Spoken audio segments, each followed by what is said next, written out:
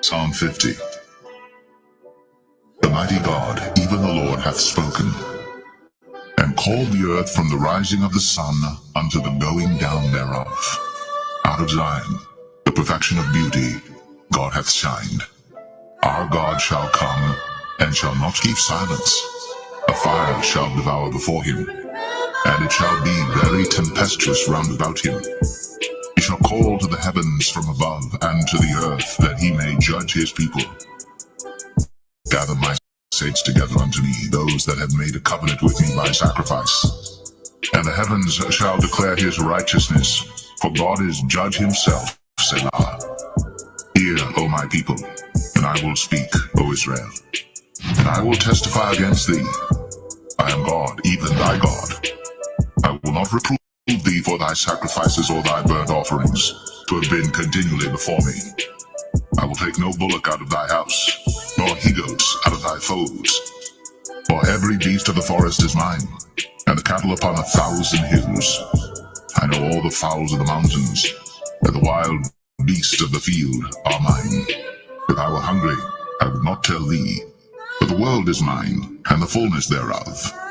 Will I eat the flesh of bulls, or drink the blood of goats? Offer unto God thanksgiving, and pay thy vows unto the Most High, and call upon me in the day of trouble. I will deliver thee, and thou shalt glorify me. But unto the wicked God saith, What hast thou to do to declare my statutes, or that thou shouldst take my covenant in thy mouth? Seeing thou hatest instruction, and castest my words behind thee. When thou sawest a thief, and thou consentedst with him, and hast been partaker with adulterers. Thou givest thy mouth to evil, and thy tongue frameth deceit. Thou sittest, and speakest against thy brother. Thou slanderest thine own mother's son. These things hast thou done, and I kept silence. Thou thoughtest that I was altogether such an one as thyself, but I will reprove thee, and set them in order before thine eyes. Now consider this, ye that forget God, lest I tear you in pieces, and there be none to deliver. Whoso offereth praise glorifieth me, and to him that ordereth his conversation aright will I show the salvation of God.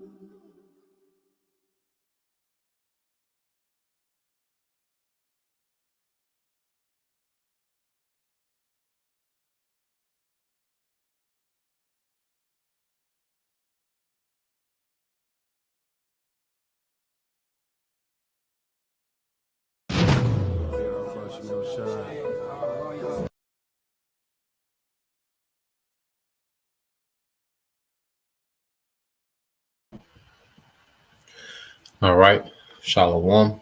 First and foremost, I would like to give all praise and glory unto Yahweh, by Hashem, Yahweh Shah, by Hashem, Kakodash.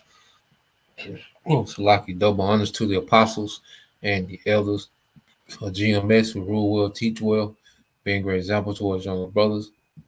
And peace and blessings, salutations to the hopeful lake out there pushing his word and truth. And in sincerity across the four winds in the name of Yahweh Bashim Al Shah, pushing to get up out of here. Shalom to the hopeful lake, the believers, the listeners who have came back to the obedience of the scripture through faith in Yahweh Bashim Al Shah. All right, now what I want to get into, is kind of sum up, what we see going on, over there in the Red Sea.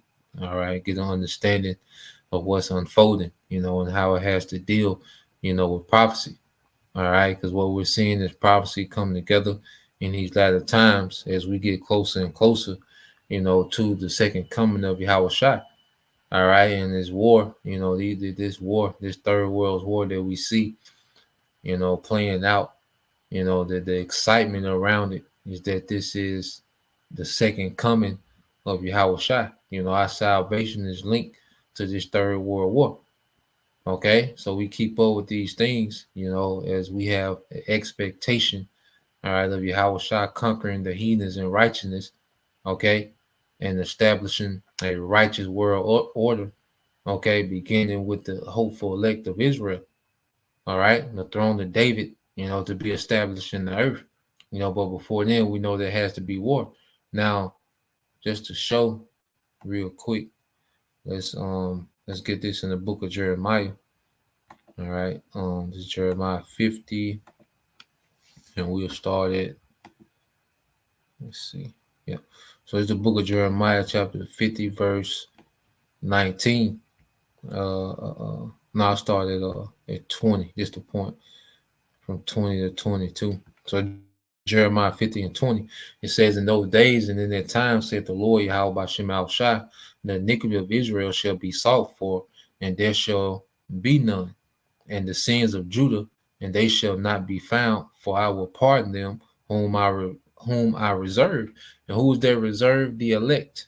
All right, the elect is going to be reserved from this destruction. When we say salvation, we're speaking about being reserved, all right, throughout Jacob's trouble, okay, and from the destruction of this third world war, which is going to rock the earth.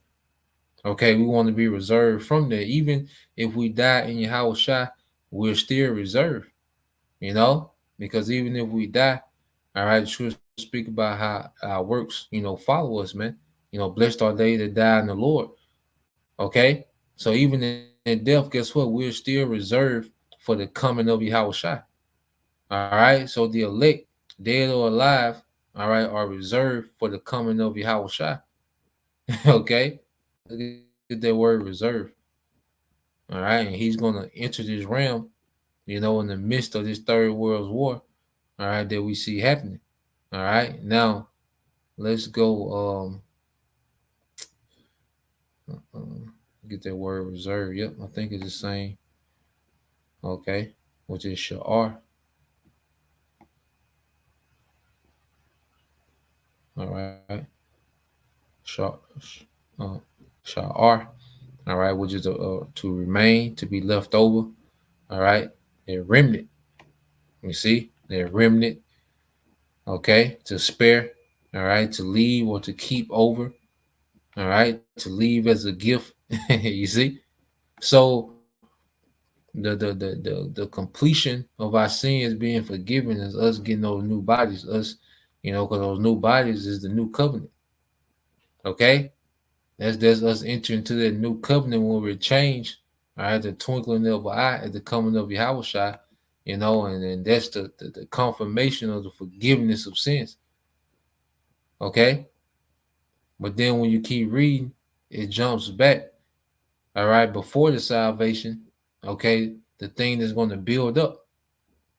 Okay, so you go to Jeremiah 15:21, it says, "Go up against the land of Marathon, even against it, and against the inhabitants of Pakad, waste and utterly destroy after them, said the Lord Yahweh Bashim Al Shai, and do according to all that I have commanded thee." Okay, and you go into this word Marathon, which is speaking of America, man. All right, you go into the Hebrew, all right, it's Marathayim, okay, Marathayim in the Hebrew, and it goes into what? Another name of Babylon, but double rebellion. Okay, a double rebellion. All right, and America has been the land of great rebellion in the earth. Okay, America has pretty much been the influence of rebellion throughout the whole of planet Earth. you know, the centerpiece of westernization, which is nothing but Satanism, is here in America, man. All right, and in this third world war, the Lord is going to visit this place, all right, with destruction and turn this place to a desert. And that's why when you go here, let's get this word, Bakad, all right. We always get it. All right. In Hebrew is Paquad. What was it? Paquad. Okay, in the Hebrew, Paquad or Paquahad. All right, in the Hebrew, and it means a visitation. Okay, a visitation. So we're getting ready to see a visitation. All right, on this double rebellion that's in the earth, and that's why America has a judgment of being completely destroyed. All right, so this is a commandment to all these heathens, these heathen nations, and these other nations. All right, to get ready to go up against the land of double rebellion, man, which is America. Okay, and they're going to go against it through war. All right, ultimately, those ICBM missiles. All right, so this is verse 22 says, a sound of battle is in the land and of great destruction. Okay, and this is what we're going into, the sound of battle. All right, ever since October 7th, there has just been a non-stop escalation, okay, of war, okay, of conflicts, okay, and it's going to continue, all right, to spill over until it's just all out world's war, okay, and we're going to come back to that. But I got a couple videos I want to go into, kind of get us all caught up. If you got any questions, feel free to ask, in the comment board. You want to know, something about certain groups, that we're hearing about, and just anything. If I don't have the answer right now, Lord, I can get back, you know, with the answer. But I want to get a couple of videos of what's been going on. We keep hearing these stories and breaking news, and this happened and that happened. So let's kind of get into some of these things and kind of sum up what's going on. So the first thing you had, okay, which has escalated this war, to another phase. All right, is you have, all right, the U.S. and the U.K. All right, they did a joint strike on the Houthi rebels. Okay, they've done two, strikes, as to date. Okay, and what did it, what did it provoke? They provoked Yemen, okay, to do a missile attack on one of America's cargo ships. Okay, and also, they shot a missile at an America uh, uh, Navy ship. Okay, it was shot down, but the fact that they shot at it, okay, because what we're seeing now is statements being made. These attacks are not meant to cause heavy casualties. You know, they're not meant to cause a lot of damage. What you're seeing, statements being made, political moves.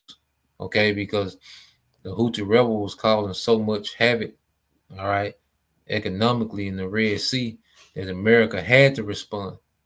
Just to silence the crowd. Okay, because America, all right, is pretty much the supervisor of world trade. That's why they have these military bases everywhere. Their navy is everywhere. They just go in anybody's waters and patrol, and they're pretty much the supervisors, okay, of world trade. Things being moved around.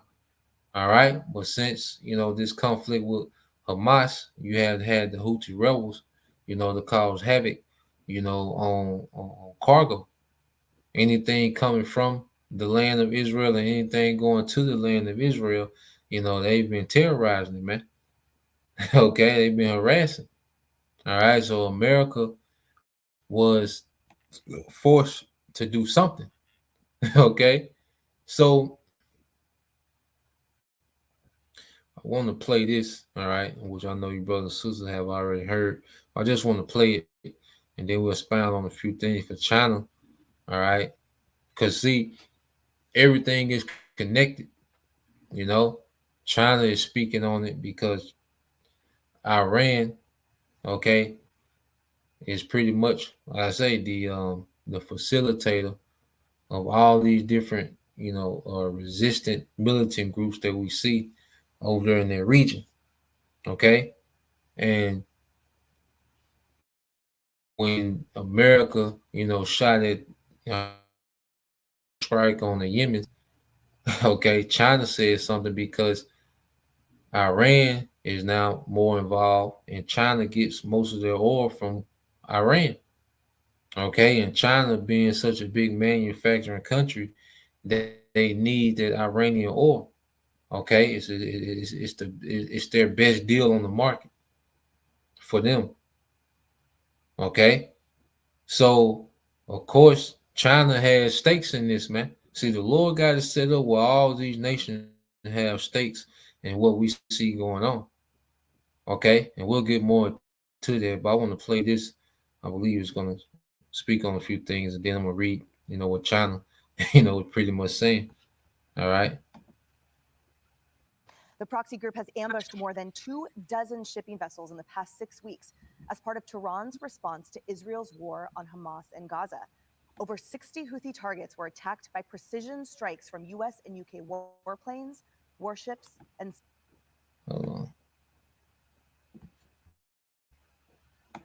submarines. Only a handful of rebel fighters were reportedly killed in those strikes. The Houthis' military spokesman says the attacks will not go unanswered or unpunished. Secretary, please break this down. What does all of this mean? Well, first off, it's still the battle between Shia and Sunni. And so Iran, Shia country, back in the Houthi rebels, who are fighting Yemen, who's a Sunni-backed government. And so they're fighting a civil war in Yemen, and they're trying to hit us, obviously, here. This is what I would say to the I'm trying to see if I can get the video to play. Let me see. The rebels are now warning of fierce retaliation for the overnight American and British strikes, further raising the prospect of a wider conflict in a region. The US and UK launched dozens of strikes against Iranian-backed Houthis in Yemen. The proxy group has ambushed more than 24 shipping vessels in the past 6 weeks as part of Tehran's response to Israel's war on Hamas and Gaza. Over 60 Houthi targets were attacked by precision strikes from US and UK warplanes, warships, and submarines. Only a handful of rebel fighters were reportedly killed in those strikes. The Houthis' military spokesman says the attacks will not go unanswered or unpunished. Secretary, please break this down for us. What does all of this mean? Well, first off, it's still the battle between Shia and Sunni. And so Iran, Shia country, back in the Houthi rebels, who are fighting Yemen, who's a Sunni-backed government. And so they're fighting a civil war in Yemen, and they're trying to hit us, obviously, here. This is what I would say to the Houthi rebels. You play stupid games, you win stupid prizes. We've told you for months now, knock it off, knock it off. In fact, the U.S. Navy helicopters took out 3 Houthi ships at the end of December. But they kept going, as you mentioned. Over 24 attacks in the last 30 days, about an attack every other day. So last night was massive. It was U.S., U.K., Australia, Netherlands, even Bahrain got involved, in 60 different locations. This is sending a message that, yes, we are not going to get bogged down again in the Middle East, but we're going to not let you try and stop the shipping lanes where 15% of the world's trade goes through in that shipping lanes.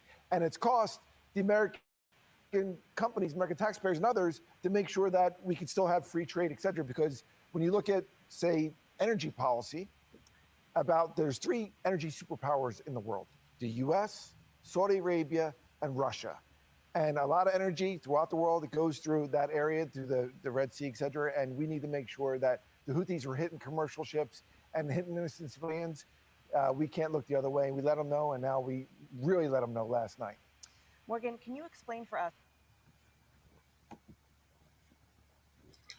So you had America, and UK, other nations do them strikes on the Houthi rebels, to prevent them, from disrupting, okay, cargo, and goods, and energy that's coming from, the through the Red Sea, okay, and we're gonna get a map of that in a minute. But I want to play this, all right, because there was, Western media, and he talking about we hit them good, Okay, you didn't do a goddamn thing. Okay, all right. You don't know what the hell's going on. So that's why, I like to get men that have actually been in the military. This my guy here, Scott Ritter. I'm gonna pull him up, but he was an ex he's an ex Marine, all right, commander, all right, and he also been a weapons inspector, and he's not biased, so he gives an honest assessment of what's going on over there.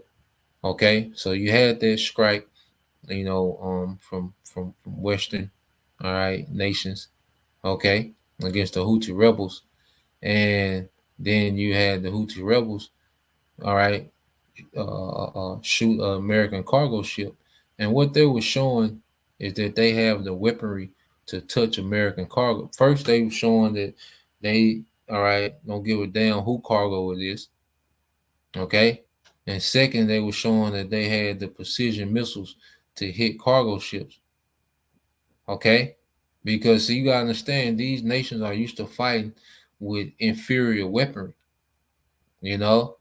Imagine you having to hit long distance targets, but you don't have, that sophisticated weaponry or those guided missiles. You pretty much got to go old school and try to get the trajectory right. Got to get the timing right. Okay, so imagine if you've been using that type of weaponry, and then all of a sudden you get all this high tech weaponry. Okay, that's locking on the targets. Okay, smart missiles.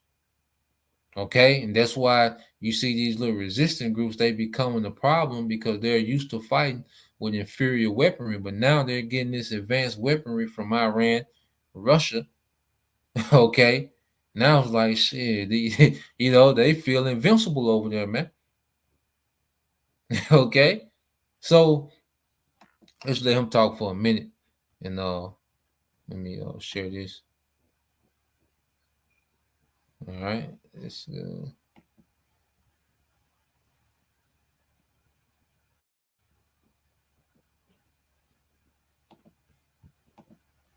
yeah, so I'm gonna let him go for a minute.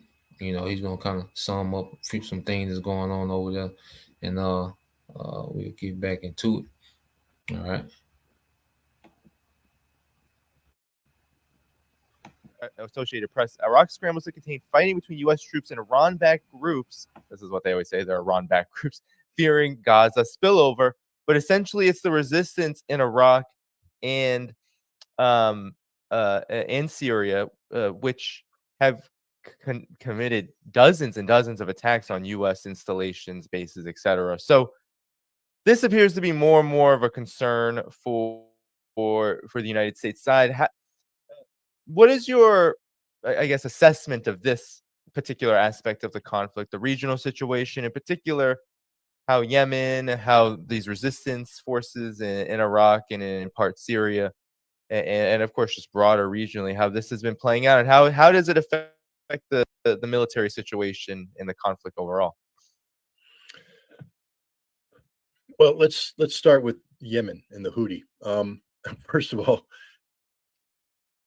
let's just make it clear that while Iran, I apologize if I've mispronounced that. I'm American, so it is what it is. I don't mean any insult by it.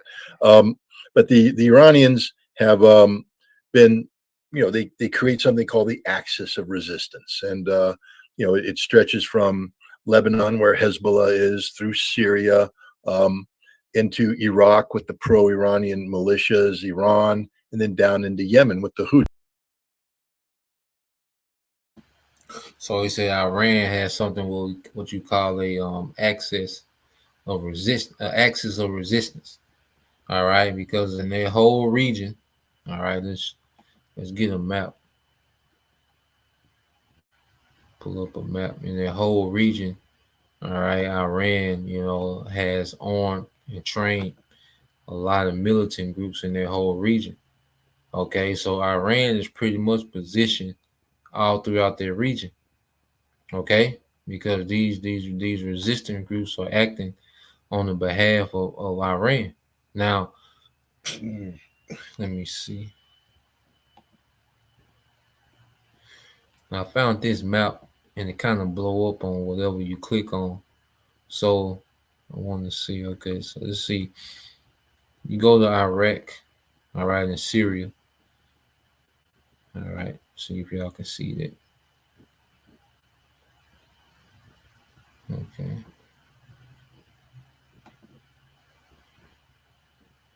So what you have here, all right, you have Iraq, all right, which is this pink, all right, kind of pinkish orange looking, pinkish red looking country here.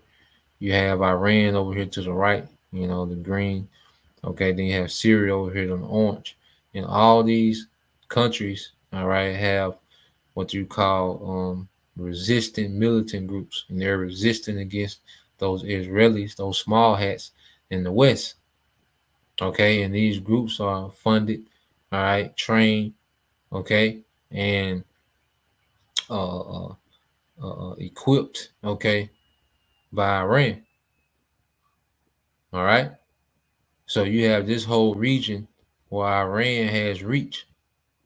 Okay, then if you go back to here, let's see. If you can click on Hezbollah. Let me see. It's so small. Let's see. It might. Okay, so you go here and you see Syria, all right, back in the orange, but then you have to the west of Syria is what you call Lebanon, okay, which Iran, okay, has Hezbollah working out of this region, okay. So then you go here to the bottom of Saudi Arabia, all right, which is Yemen. So you got Yemen right here to the south of Saudi Arabia, okay, and the Red Sea has to come through, all right, this scrape, you know, or you have to go through to get to, all right, the Red Sea, and you got to come through Yemen to go out of it. Okay, so they create a choke point. Okay, and we'll go into the effects of that in a minute. But they create this choke point, and it's causing major, all right, interruptions in supply chain. Okay, billions of dollars, billions. Okay, the Iran is playing a very strategic game with the West. You see, the West is used to going over there and just bombing the hell out of them. Okay, you know, and that be that. You see, but now they're in a strategic fight. All right, and they're having to deal with different fronts. They got to deal with Hamas in Gaza, okay, which they're kicking those small hats ass on the ground. They can do those airstrikes and like I say, that coward war, okay, where they're killing mostly civilians, but on the ground you got Hamas, all right, kicking them small hats ass up there, man. Okay, then you have Yemen, okay, pretty much, putting a blockade on things going to and from the land of Israel, okay, and then you have American military bases in Iraq and Syria, okay, under fire from those militant groups that's in Syria and Iraq, okay, and Iran just shot its first missile the other day, which we're gonna do. Okay, but when he says the axis of resistance, that's what he's speaking of. Okay, now he's going to speak as if the Houthis are just, doing things haphazardly, which, hey, they could be, wilding out, more than what's required. All right, but ultimately, they're still under the umbrella of Iran. Okay, so just wanted to explain that axis of resistance, that he's speaking of. All right, so now, let's go back to the video. All right, like I said, this guy here, Scott Ritter, he's a ex-Marine commander. All right. I know damn news anchor talking about some we.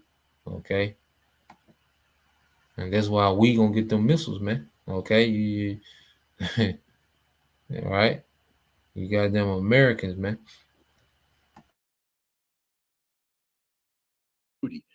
Um, and Iran, provides, and I guess Hamas is thrown into that now too.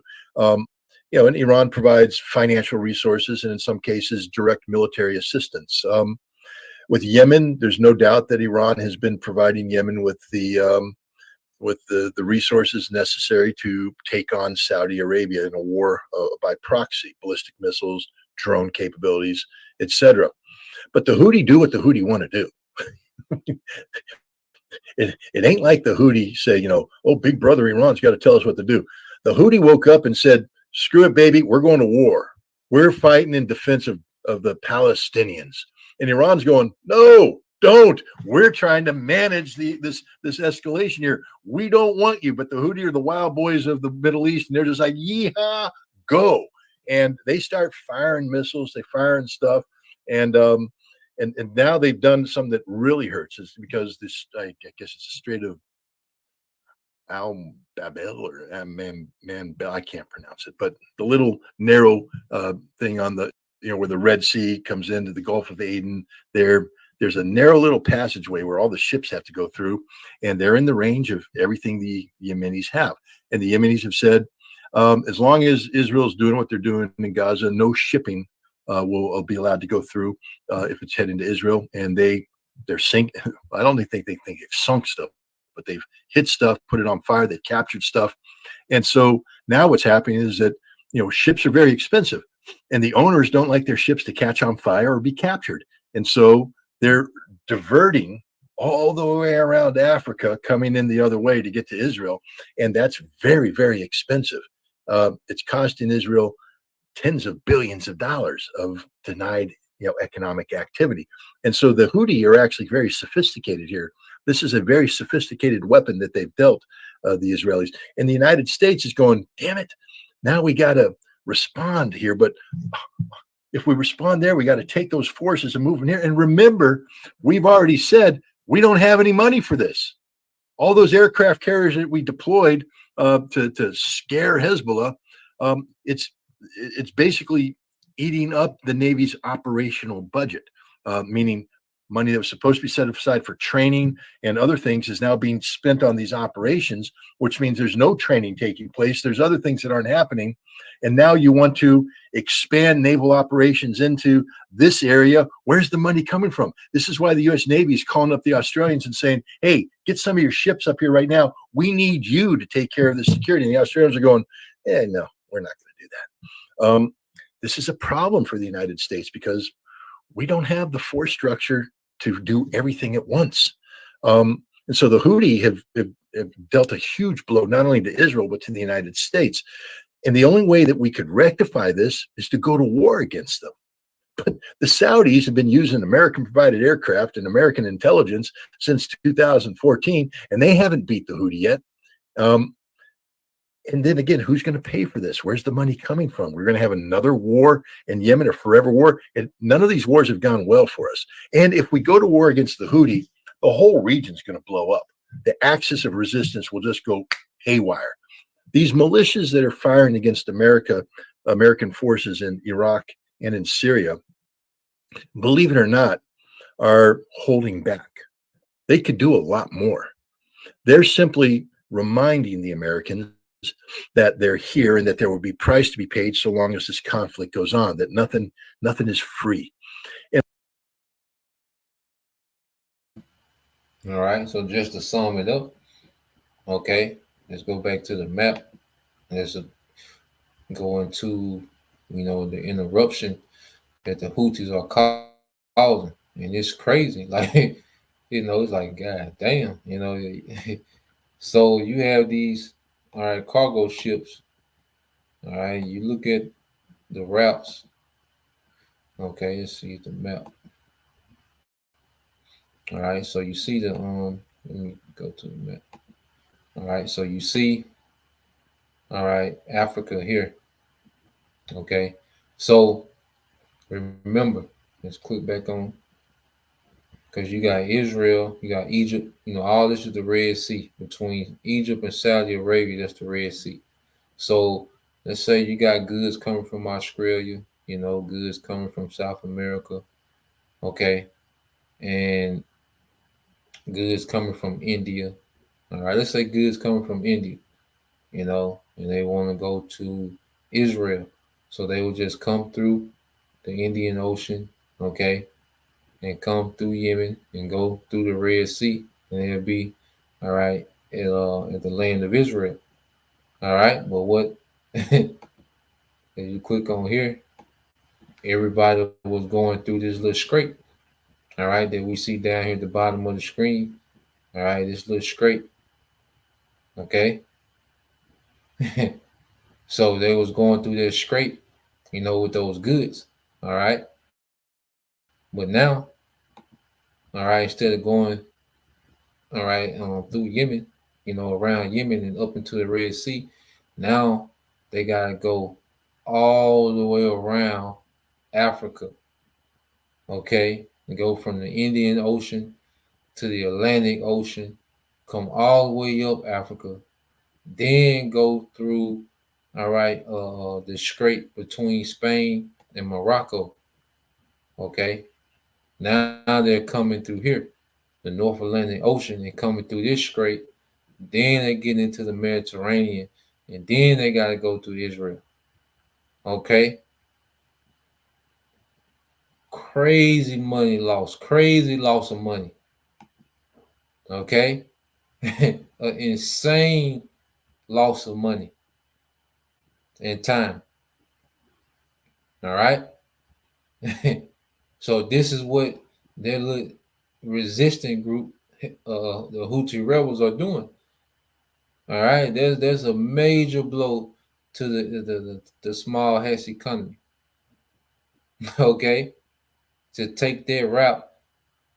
All right, to avoid dealing with them crazy niggas, man, in Yemen. Okay, so I just wanted to make that understood, like the impact. All right, that's happening over there in the Red Sea, man. Okay, so yeah, let's get back to it and then talk some more. All right, and like he said, man, he those groups, those militant groups in Syria and Iraq, they can do a lot more. Okay, because right now this is what you call, a control. They managing the escalation. They just doing things to let America and the West know, like, it ain't gonna be sweet. When y'all do something, we gonna do something. So as long as y'all go, we gonna go. We gonna match whatever energy y'all come with, we gonna match it. So this is what we see happening, all right, over there in that region, all right, as the Red Sea Sagas continue. All right, so I'm gonna let this play some more, a few more minutes of this. All right, I got I think I got two more, two more videos to go into. Mm-hmm.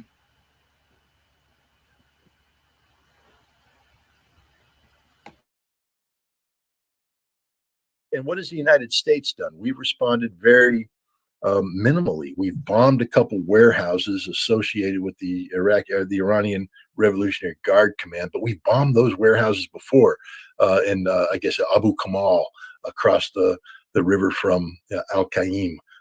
We've been hitting that place, the same place, over and over again. It's like the Iranians go, okay, rebuild the warehouse so America can bomb it next week, kind of thing. We're not doing real harm on the Iranians because we don't want to. If we do real harm on the Iranians, then they get involved. And now we're talking about an expansive conflict, and we only got 2,000 guys in that region. That ain't a lot of guys. And if the whole region blows up, those 2,000 guys can be swamped. They can be overrun. And now we have to divert all our air power into that area. Again, who's going to pay for it? We don't have a budget for this. And now we're doing that. And this war gets out of control, spins out of control. This is a nightmare scenario for the Biden administration. And if it blows up enough, there's another area that everybody's worried about is what's going to happen with Hezbollah. Hezbollah has done a masterful job of escalation management. They have been, I mean, it's like the Israelis, are sitting there in this boxing match with Hamas, and Hamas split the eye, and Israel's bleeding here, and Hezbollah is just sitting there once in a while going, "Let me rub some salt in that wound for you. Come on, get out of here." Boom, boom, bam, and they get salt in that wound. Stop it. Hezbollah is just sitting there pissing them off because they're really, really putting, and it's hurting them. Remember how sophisticated I said the Houthi were? Understand that most of what Hezbollah is doing against Israel is economic in nature. Yes, they're taking down Israeli troops. They're destroying a lot of Israeli tanks, a lot of Israeli infrastructure. But what they're really doing is terrorizing the north so much that 70,000 Israelis had to be withdrawn from the northern settlements and resettled in temporary accommodations. That ain't free. That ain't free. It's costing Israel billions of dollars. And that 70,000 who, they had jobs up there, which means they're working, they're producing, there's taxes, the economy kind of stuff. They're here now. They ain't working. They ain't producing. They're just sucking up resources.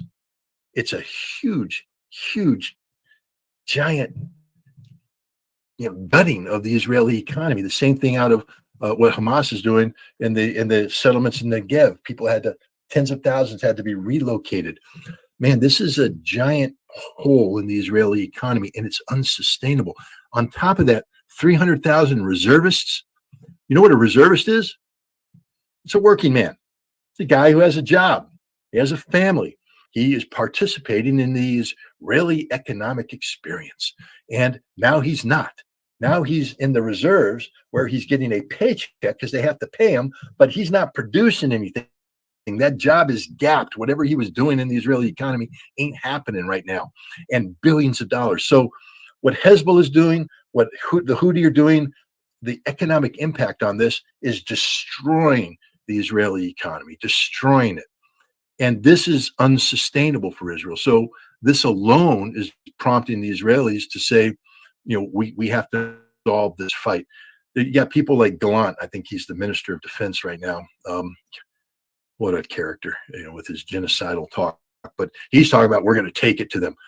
Gallant knows, though, and so does the Israeli Defense Force, that if Israel were to open up a second front against Hezbollah, that Hezbollah will take Galilee, that northern Israel will fall.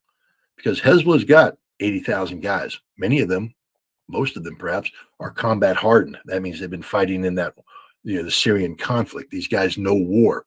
They're very well trained, very well equipped, very well motivated, and they have a plan. If you think the Hamas plan that was executed on October 7th was innovative, you haven't seen anything yet. Hezbollah has a plan to take northern Israel, and they will take northern Israel, and there's nothing Israel can do to stop it, which is a nightmare. So nobody wants escalation. So in a way, because we can't afford to escalate, the United States can't afford to escalate, Israel can't afford to escalate, you make it even, you give the people who are putting the pressure on you even more latitude because they know you don't want to escalate. So they're going to push the envelope even more and create more and more pressure. And that's what's happening right now. This is the untold aspect of this war, but it's this aspect that's probably going to promote, the collapse of Israel more so than just Hamas defeating Israel in Gaza.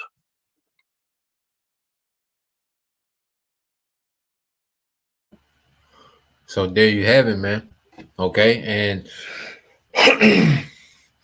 America and those Israelis are stretched too thin. All right, and they can't deal. And the Lord, all right, is dealing, all right, with those heathens, okay, to take, all right, those small hats in America down. All right, America's military is gonna be ran through in their region, okay, and eventually missiles gonna come over here, man. Okay, because for the longest America has been the bully, but now these nations have a spirit where they don't give a damn. Okay, that's why when you go to Habakkuk 2, all right, let's get that. And then I got a couple more things I want to get into, but yeah, let's get this in Habakkuk, the second chapter. Well, yeah, okay, yeah, Habakkuk 2. All right, and 5. Well, I started at 4. All right, matter of fact. Let's start at 1. This is Habakkuk 2 and 1. It says, and I will stand upon my watch and set me upon the tower. All right. And the Lord has what set up watchmen. Okay. They shall not hold their peace day and night. And also, as we watch these things, we're on our tower. Okay. And we're watching these current events, reading these articles, man, keeping up with what's going on. We're on our watch in the spirit, man. Okay. And it says, and we'll watch to see what he will say unto me. And this is how the Lord speaks, okay, through these current events. A lot of, prophecy, all right, that we see, all right, that is happening through what? Current events, man. Okay. Watching and see what's going on. Like, just as these elites, they have their different, code talk and sign languages they do, as they're on TV speaking, they're speaking to each other in code. Well, the Lord is speaking to us, man, through these prophecies, man. Okay? And it says, and I will answer when I am reproved. Okay? Because before we became watchmen, we was reproved by this word. Okay? we was reproved. All right? Then we began to what? To watch. All right? And warn and teach. Okay, verse 2 says, and the Lord answered me and said, write the vision and make it plain upon the tables, that he may run that readeth it. Okay, and now we have, all right, the understanding, as Elder Apostle Hart always goes into, we have the full understanding in this reincarnation. Daniel and the other prophets, Isaiah, they didn't fully understand the visions, all right, and the things that the Lord had them scribing down.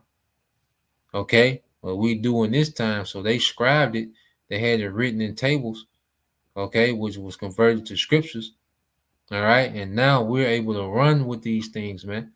Because a messenger, he will run, and when you send, in the ancient world, you will send a messenger. That messenger will run with that message, man. Okay, and this is what we do, man. We run to the YouTube, okay, to deliver this message, man. Okay, verse 3 said, for the vision is yet for an appointed time, but at the end it shall speak. And we're seeing the vision speaking. Okay, it shall speak and not lie. All right, and the ultimate speaking is when those missiles are launched, man. Okay, and that's the vision. Okay, that we await, because that's directly tied to our salvation. It said it will speak and not lie, though it tarry, wait for it, because it will surely come. It will not tarry, because his soul, all right, now is going into the devil, because his soul, which is lifted up, is not upright in him, but the just shall live by faith, man. All right, and we have faith in the deliverance, man. Okay, there's no way we can be excited about the destruction, the nuclear destruction of a country that we live in, and not have faith, man. Okay, that's a token that the Lord has given us, a gift of faith. All right, verse 5, it says, yeah, also because he transgresses by wine, which is philosophy, he is a proud he is a proud man. And this man, going back to it, Mariah Thumb, okay, Mariah Thumb, which goes to double rebellion, a nickname for Babylon. This man has the world in rebellion, and he's proud at the condition that he has the world in, all right, in the rebellion, as he's in rebellion, man. Okay, neither keep it at home. That's why he's all over the earth. Military bases all over the earth. Navy is just all over the earth, man. Okay, companies and the banking system is all over the earth. It says, who enlargeth his desire is hell, and is death, and cannot be satisfied, but gather up unto him all nations, and heap it unto him all people, man. Okay, and this is what this man has done in the earth, has pretty much put all these nations in submission, man, through what? Their sword. Okay, the banking system putting these nations in debt, nations that are rich in resources, all right, but they're in poverty because Esau, all right, has extrapolated the resources to himself. These different puppet governments, and then he sends his corporations in to set up, okay, these different entities where Esau gets the money for the resources of all these different lands, and the people are the ones that have to work those resources, man. He has that system set up all throughout the earth. Okay? Verse 6, it says, shall not all these take up a parable against him, and a taunting proverb against him, and say, woe to him that increaseth that which is not his, how long? And to him that laid himself with thick clay. So now you see the spirit of these nations, all right? And they're like, man, how long is this man going to run this system like this, man? You know, this nigga just do a genocide when he get ready. Okay? Like this devil, you know, he just come and extrapolate resources when he gets ready. Okay? Leaving nations impoverished. So it's like, how long is this man going to do this, man? So you see a rebellion, okay, in the earth against the devil, man. Verse 7, shall they not rise up suddenly that shall bite thee, and awake that shall vex thee, and thou shalt be for booties unto them. And see, just like the brother said, you know, the rabbit got the gun. Okay, what you say? It ain't no fun. And now you see these nations, they're being the aggressors. Americans used to being the aggressors in the earth, man. All right. But now you see these other nations being the aggressors, man. Okay. That's why even when we finish this says, because thou hast spoiled many nations, all the remnant of the people shall spoil thee because of men's blood and for the violence of the land of the city and all that dwell therein. Okay, so we're seeing the remnant of the people, these heathen nations, okay, preparing to spoil, all right, America, man. All right, and what America has been known for, all right, you go back to Jeremiah 50, all right, and read verse 22 again. It says Jeremiah 50 and 22, it says a sound of battles in the land and of great destruction. How is the hammer of the whole earth cut asunder and broken? How is Babylon become a desolation among the nations? And we're seeing the build up to it. America is the nation that's been used to just hammering away, all right, at these other nations in the earth, man. Especially over in their region. No, Salaki, especially in the region, okay, of the Middle East. You know, America just used to pulling up and just wreaking havoc on these nations, man. You know, just going in there and just destroying these nations in a month, you know, and just make these nations buckle. Okay? But now we're in the time where the hammer of the earth is going to be cut asunder, man. America is set up for failure. All right? Jeremiah 15:24 says, I have laid a snare for thee, and thou art also taken, O Babylon, and thou was not aware.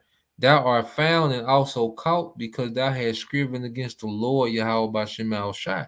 So the reason we're finna see America, all right, take such losses because the Lord, all right, has a plan for America, man.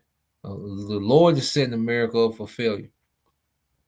Okay, and he's setting these other nations up, all right, to get get their lick back, you know, before they go into captivity. You see, because all these heathens will go into captivity, man. But we're finna see these nations, all right, have a spirit, you know, just being fearless when it comes to America, man. Because America, all right, the scripts say, "Are ye? Is it he that made the nations to tremble?" You know, America dropped them atomic, you know, bombs. Okay, on Japan. Okay, this devil made the earth to tremble, you know. But now it's a different time. Now we're in the time of America's downfall, and the Lord just has a fearless spirit on all these heathens, man. So where you got America, you know, having to go to war, okay, having to respond to Houthi rebels, man. Okay, people didn't know who the Houthi rebels was to 3 days ago, man. Okay, but they're provoking a response from America, and not only that, they absorb okay America's response. All right, and they still harassing those ships, man. They still setting cargo on fire, man. Okay? Let's read verse 25. It said, the Lord have opened his armory. Okay, so now the Lord, all right, it's been getting ready to open his armory, and that's those ICBMs. Okay? You see, the Lord put these weapons in play. Okay, with their wisdom, okay, of inventing, this powerful weaponry. The Lord put that out there, man. When he opened the minds, okay, these different nuclear physics, okay, these different scientists to go into the atom and splitting the atom and all these different things. Well, that was the Lord putting together his armory, man. All right. It says they have brought forth the weapons of his indignation. Why? Because these are the weapons of the Lord's anger. That's why they're so powerful. That's why they're going to be so destructive. Okay. It said, for this is the work of the Lord, power of hosts in the land of the Chaldeans. Okay. Which is America, man. All right. Because the invention of nuclear weapons was America's destruction. Okay. Their weapon being put, okay, in service in these different militaries in the earth. All right, there was America being turned to a desert, man. All right, so I want to go from there.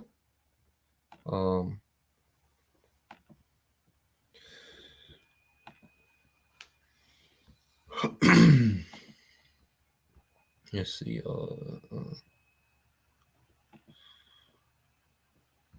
So yeah, so you had, all right, America do their strike. Okay, then the Houthis, they struck back by hitting a cargo vessel. Okay, American cargo vessel. All right, but then you had this, all right, with Iran.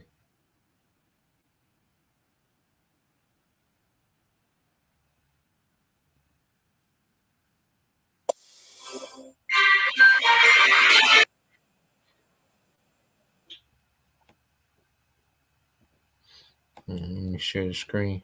All right, what you gonna see? I just want y'all to see how fast that missile came in, from Iran. All right, so let me share this.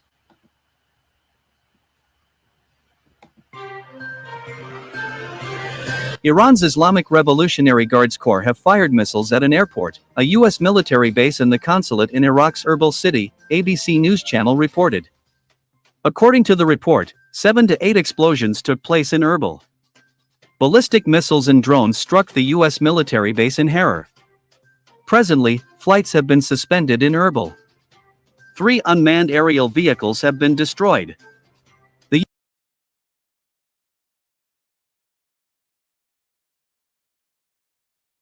Iran has hypersonic, and like I said, and we're gonna go into. I got another video. We're gonna go into it, but yeah, just to see how fast that missile came in.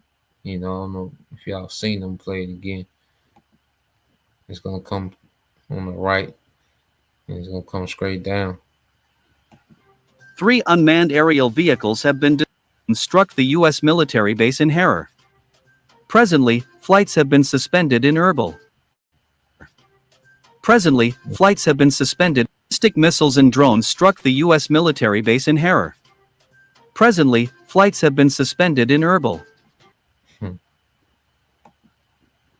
Yeah, so that was the Iranian, all right, strike, and what we have to remember, yeah, damn quick, they got them hypersonics, man, and I bet they're still on the lower tier of what they really got in their arsenal, man.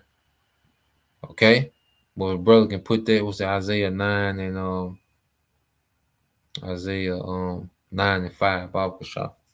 But I want to get this. So with this storyline with Iran, you brothers can recall, you had a terrorist attack on the memorial, that they was having for General Soleimani, all right, the Iranian general that was killed in 2020. So as they had the ceremony, all right, in Iran, okay, you had a terrorist attack that killed, almost, 100 people, give or take. All right, the reports vary. Some say 90, 92, 93. Some say 108, but, it killed 100 or so people, give or take. All right, and first off, there was a disrespect to, the legacy of Soleimani, and then it showed that there was some betrayal, all right, in their region. Okay, so when you go to, I have this video here. All right, it's gonna go into that, In Israel, they claim.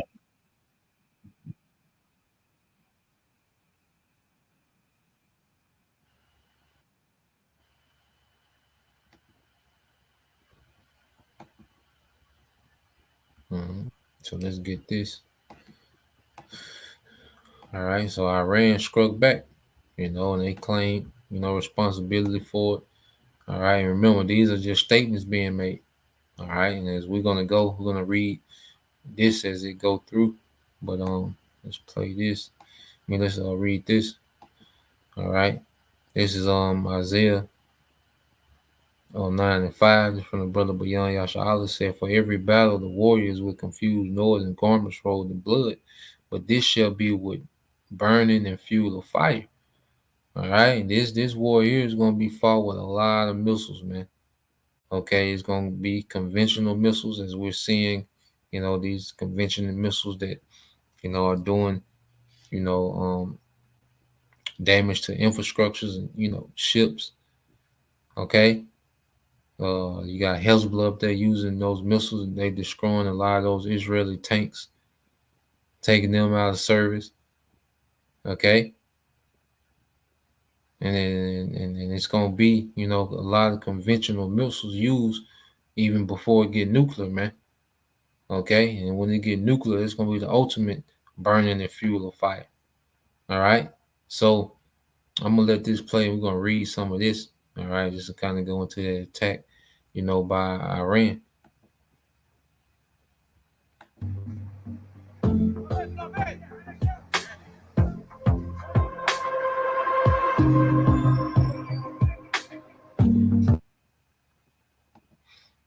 All right, so you see 4 dead in the text. Okay, so they caught some bodies. All right, and it was a spy headquarters.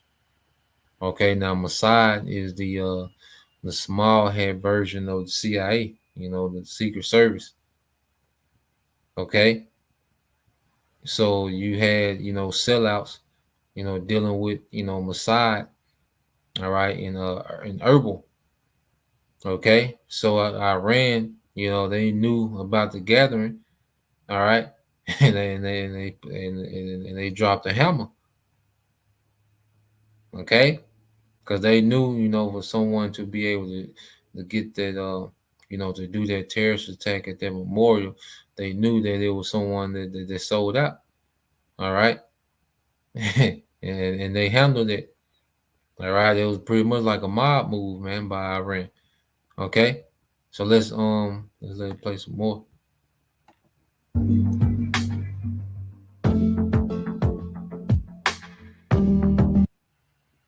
All right, and this nigga and this guy here, all right, this Kurdish multi-millionaire among those killed in Erbil strike, and this nigga was doing wickedness. He was okay.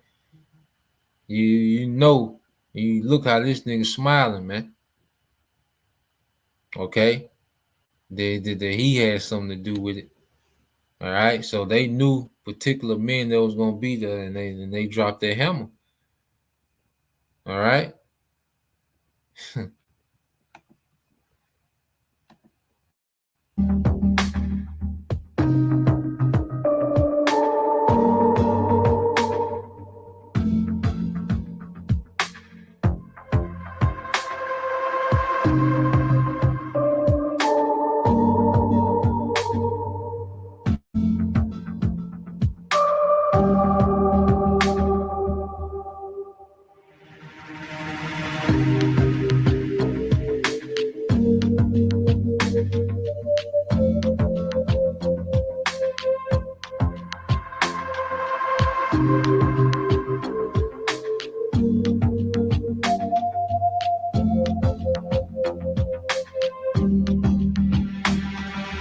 All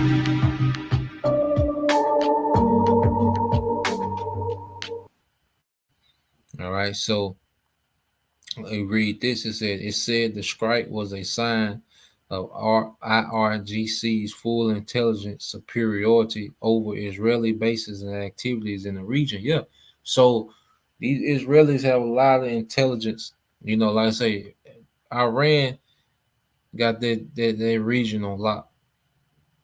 Okay, that's why they talk a lot of mess about Iran, but they really ain't just cross no lines. Okay, they've been very delicate about how they deal because hey, Iran, the Lord got a spirit on them Iranians, man. Goddamn Persians, man.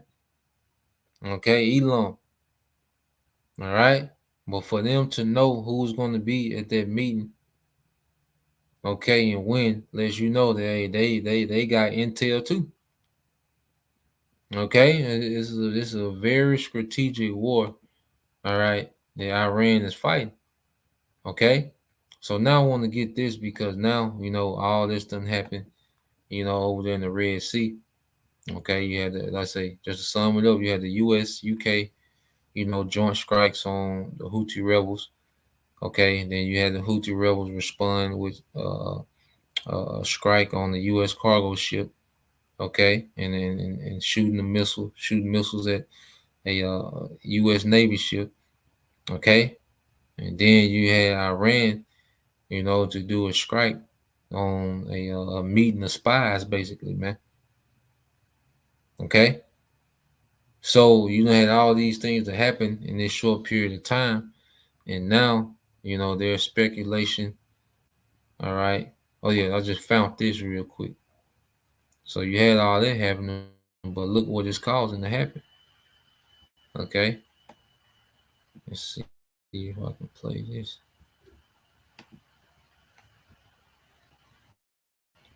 You have a deployment, all right, from New Jersey, and let's see where they're going. All right, this is a U.S. all right deployment, from New Jersey. New Jersey Army National Guard soldiers are being deployed overseas, and today, loved ones gathered to say goodbye during a farewell ceremony in Trenton. Action News reporter Sharifa Jackson was there. An emotional day for so many, the stadium full of family and friends wishing their loved ones off to the Middle East. Inside the Cure Arena in Trenton, the 44th Infantry Brigade combat team is now activated to carry out missions in Iraq and Syria, and the soldiers are ready to start the year-long mission. I'm a husband and father of four, and this is my fifth deployment to the Middle East, fourth as a New Jersey Army National Guardsman. So my family has been through this. But it doesn't make it easier. Everywhere you look, there are stories of sacrifice. It's hard, but we support him. We're ready for him to come back. Danielle Pruser is gearing up for her husband's second deployment. She's about 11 months now, so when Daddy comes back, she'll be walking. And as people hugged and said goodbye, it's like a bittersweet feeling. I'm happy that they're going to do something that they want to accomplish, but it's also really sad that they're leaving. There's also an understanding this deployment and work is necessary. The soldiers, nicknamed the Jersey Blues, will support Operation Inherent Resolve. That's the United States military's operational name for the international war against the Islamic State, including both a campaign in Iraq and a campaign in Syria. The group is also the largest deployment of New Jersey Army National Guard soldiers since 2008. Today, Governor Phil Murphy sending them off with words of encouragement and thanking them for their selflessness, service, and commitment. So to all of you in the 44th, whether you're carrying on the legacy of the Continental Army, or you're carrying on a family legacy of your own, or perhaps you're the first member of your family to serve, let me say to each and every one of you, thank you for your service, and thank you to your families for the sacrifice they are making. From here, the 1,500 service members will travel from New Jersey to Fort Bliss in Texas for a 5-week training. From there, they will head overseas. Reporting from Trenton, Sharifa Jackson, Channel 6, Action News. Much more to come.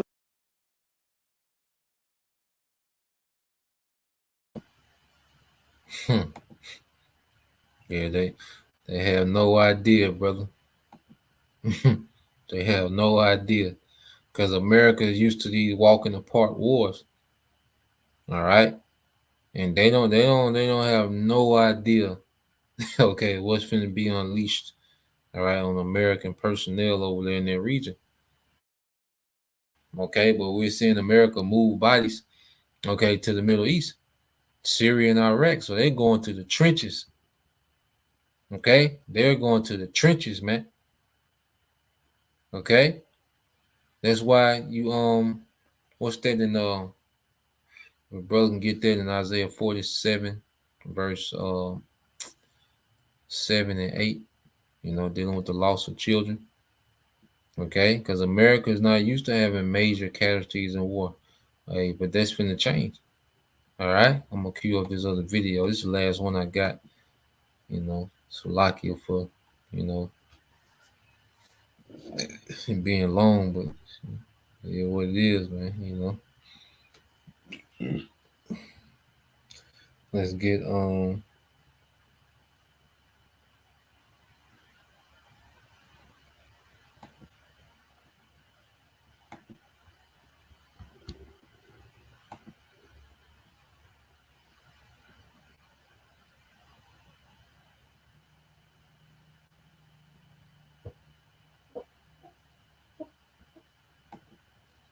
share this.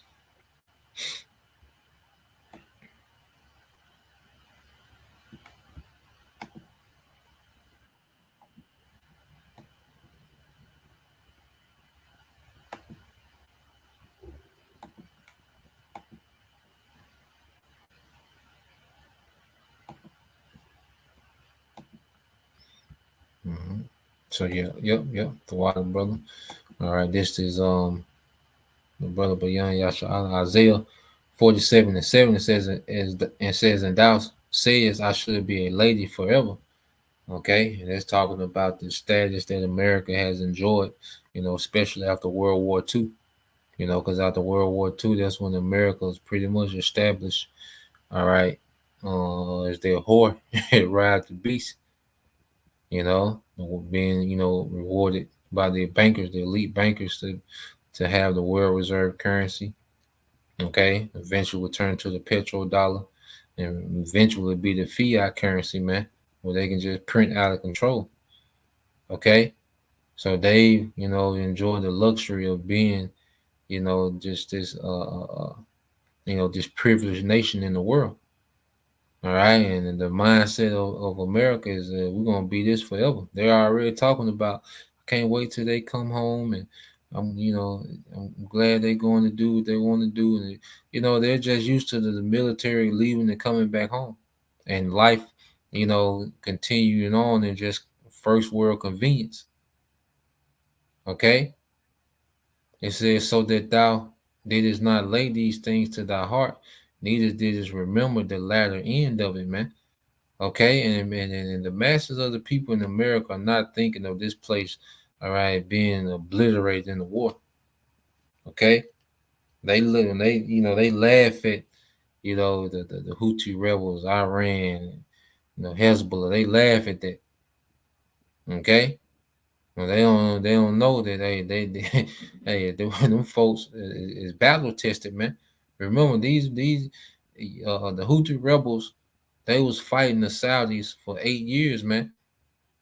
Okay, when Saudi was having all their high-tech weaponry, which they was getting from America, okay, and the Houthis being backed by Iran, all right, and the Houthis, they held their ground. These guys are battle tested, man. Hezbollah, they've been fighting, since the 80s, man. These are full-time soldiers, man. These are career soldiers, man. Them Israelis got reservists, man. National Guard, they sending reservists, man. These people work at Target and then the post office and Amazon Flex. Okay, them folks ain't built for what's finna go down over there, man.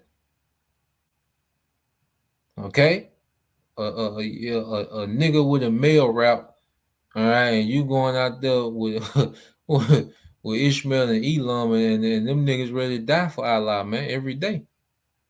A nigga that'll blow himself up versus a nigga that work at Amazon Flex, man. All right, I roll with Allah on that one, man. You see, it's a difference.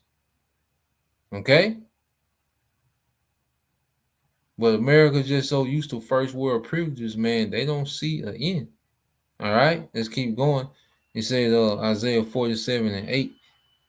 He said, therefore, hear now this, thou that are given to pleasures, that dwellest carelessly, that sayest in thy heart, I am, and none else beside me.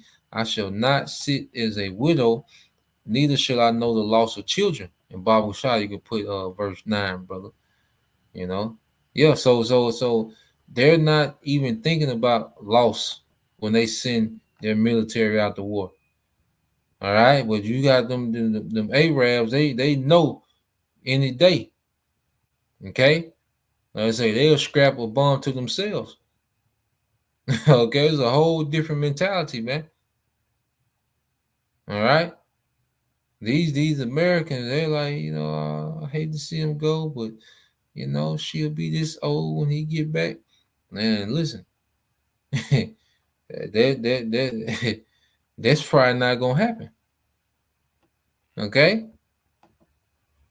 this is Isaiah 47:9. All right, it says, but these two things shall come to thee in a moment, in one day, the loss of children and widowhood, they shall come upon thee in their perfection, for the multitude of thy sorceries and for the great abundance of thine enchantments, man.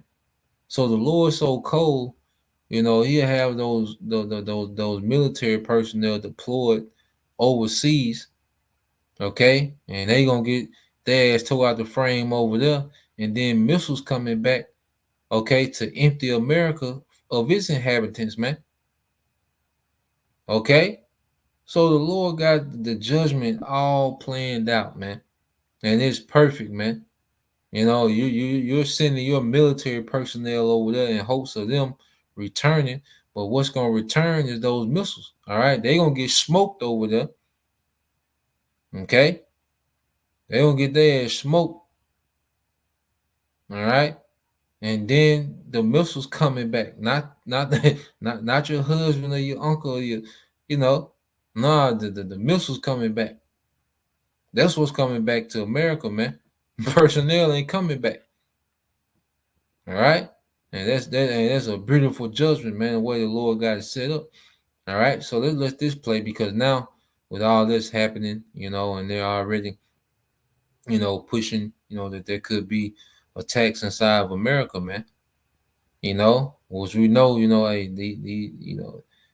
they allow certain things to happen. Okay. And then they're gonna go into it. All right. They're gonna blame Biden. But Biden is just taking orders, man. Okay. That's all he is, just taking orders, man, and taking the blame as well. Okay. So let this play. It's about 5 minutes. Bring in Jim Hansen, who is chief editor of Middle East Forum and served in the U.S. Army Special Forces. Jim, great to have you here this morning. Some ask, where was this strike weeks ago? Others say this increases the chances of the United States being dragged into a larger conflict. Where do you lie, Jim?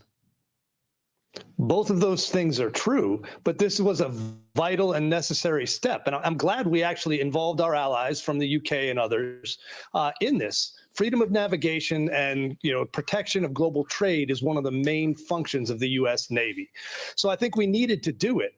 I don't think we should lose sight of the fact that the Houthis are basically a franchise terror operation of the Iranian regime. They're 100% owned and operated by them, as are the militias who've been attacking us in Iraq and Syria, as are Hezbollah and Hamas. So at some point, we're going to have to deal with the spider at the center of this web. That's the real danger.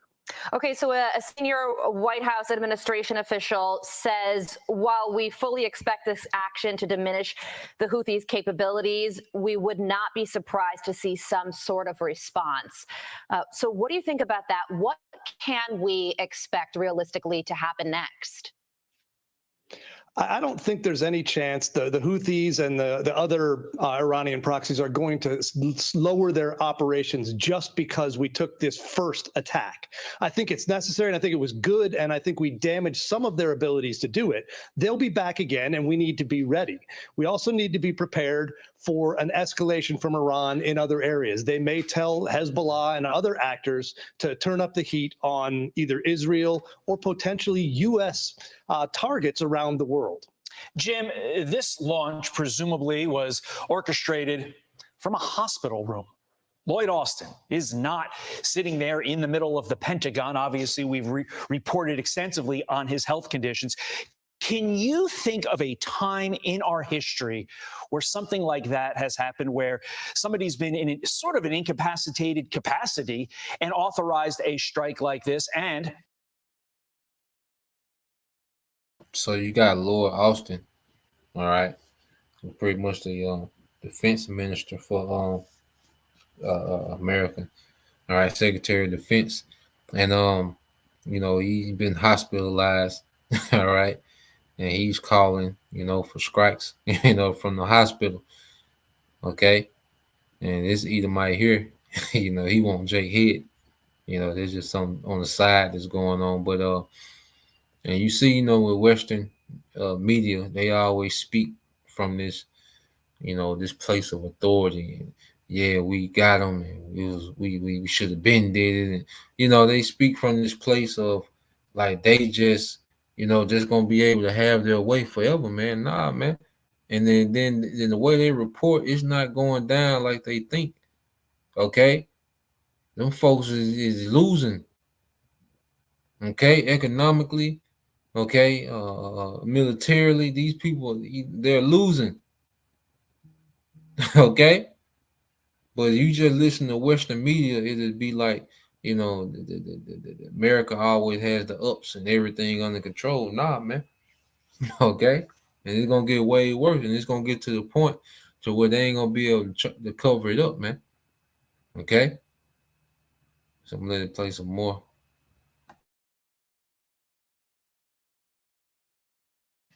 what are the ramifications for that going forward?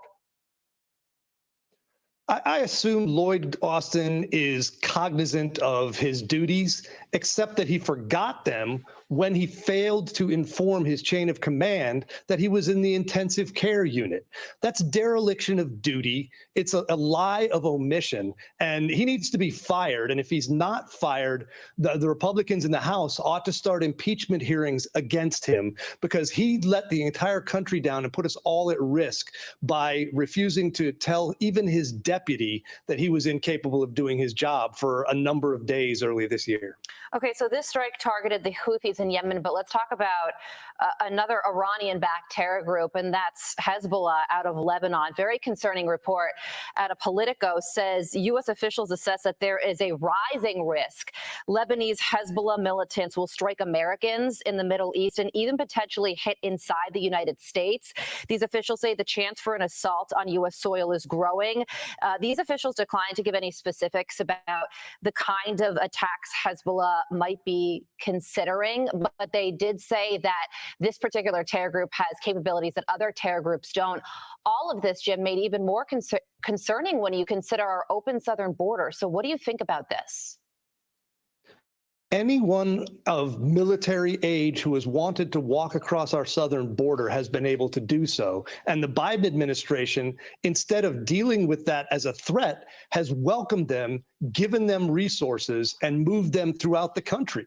So essentially, we've been bringing everyone in with no idea who they are. And now I'm certain that terror groups, including Hezbollah, have used that to place some of their operatives in the United States. They've been running crime syndicate type operations previously in the United States. We've caught them doing that. So there's no chance that they didn't take advantage of this. It's a massive failure by the Biden administration, because the United States inside our borders is just one collection of giant soft targets. We can't protect all of it. And if they decide to take advantage of it, they can, and American citizens will die. Let me just be clear. clear, I think last night's strike was important. But that said, did last night's strike against the Houthis increase the chance of the Houthis or Hezbollah, as Carly mentioned, increasing that chance of an attack on our homeland, do you think? 100%. It has increased that possibility, and we need to act accordingly. That doesn't mean we should fail to do what we need to do as the only global superpower. It's up to us to make sure global trade continues. But we also need to make sure that we're not simply allowing the United States to be infiltrated by anyone with a pair of tennis shoes and a bad attitude. It's called walking and chewing gum at the same time, and it has life and death consequences. Hopefully this administration can follow through with it. Jim Hansen, thank you for your time.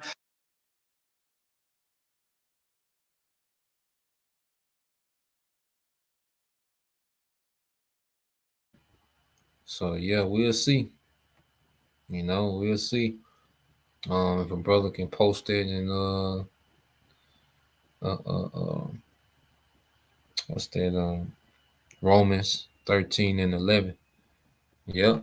So so they're putting the possibility of attack, and we know that a lot of those men coming through the border, they speaking as a man, I suspect that those are the mercenaries and UN troops. All right, they're going to be used during martial law.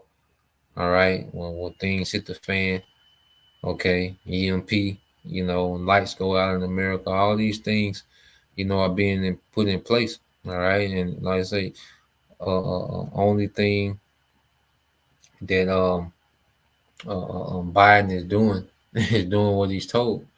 All right, because they're coming in and then they're being shipped all throughout the country. Okay, housed. All right, and given resources, cell phones. Okay, and then you could have different terrorist group actually coming across the border. Okay, as well with them. All right, and we know one thing. This is why this devil has been trying to link us, to Islamic. All right, extremists. All right, which I ain't checked on your guy in a while. Let's see what he doing.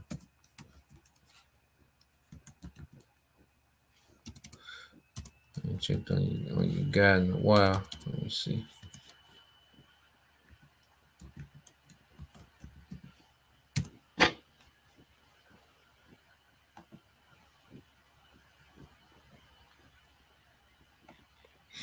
All right.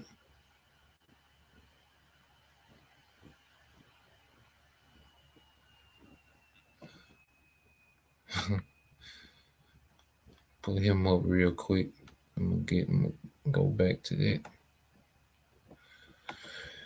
But yeah, man, this is why they trying to link us to Muslims and link us. We had Nate doing shows with Muslim, calling them my brothers. You got this guy here, okay, Army of Yahushua. All right.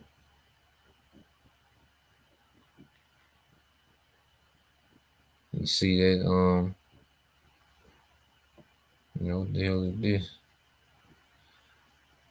All right. Would you see the star with the crescent moon? Okay. He's showing you how to camouflage the the AR. Showing you how to camouflage the AR. Okay. Talking about Bin Laden letter to America, So we're seeing all these things come together, and one thing we know that this devil is going to fail. Okay. So I just end it here with this. This is Brother Bayon Yashala, Romans 13 and 11. It says, and then knowing the time, that now is the high time to awake out of sleep, for now is our salvation nearer than when we believe. Okay, so we're coming to the time of being persecuted for this word. All right, the hour of temptation. Okay, which is the sea hip. All right, and World War III. Which hey, we're out of here. Lord will we over their number we endure. Okay, so yeah, I just wanted to put that out, just kind of get, us all caught up on what's going over there in that region.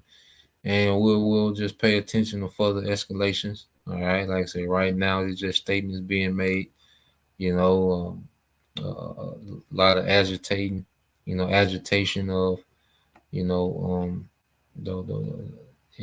those small has economy, and American forces in that region, So we'll see what happens next. Lord will just stay on our watch. All right. So, Lord, will you brothers and you sisters edify once again, give all praise and glory unto Yahweh, Bahashem, Yahweh Shah, Hashem, Kakadash, and double honors unto the apostles and the elders of GMS who rule well, teach well, being great examples to our younger brothers, and peace and blessing salutations, hopefully, Shalom.